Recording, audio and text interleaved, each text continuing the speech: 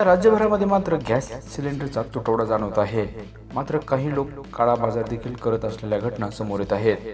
ग्राहक गॅस एजन्सीच्या बाहेर लांब रांगा लावत नागरिक सिलेंडर घेत आहेत. तर सिलेंडर घेण्यासाठी ऑनलाईन नंबरवर बुकिंग करूनच सिलेंडर मिळत आहेत. घरपोच गॅस सर्वच कंपनीचे सिलेंडर देणे सध्या बंद केले आहे. यामुळे नागरिकांना नाहक त्रास सहन करावा लागत आहे. तर बीड जिल्ह्यात काही ठिकाणी जादा दराने सिलेंडर विक्री होत असून काही साठेबाजांनी सिलेंडरचा काळा बाजार करत असल्याचं प्रशासनाच्या नजरेत आलं.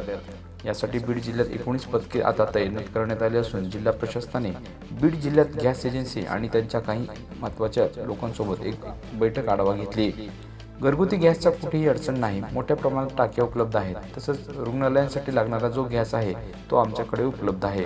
घरगुती गॅसच्या तपासणीसाठी आम्ही 19 पथके तैनात करण्यात आले आहे असे बीडच्या प्रशासनाने यावेळी सांगितलं आहे.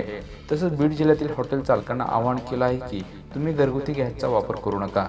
कोणीही विनाकारण बुकिंग करू नका. तसंच गॅस सिलेंडर मोठ्या प्रमाणात बीड जिल्ह्यात उपलब्ध आहेत अशी प्राथमिक माहिती देखील समोर येत आहे.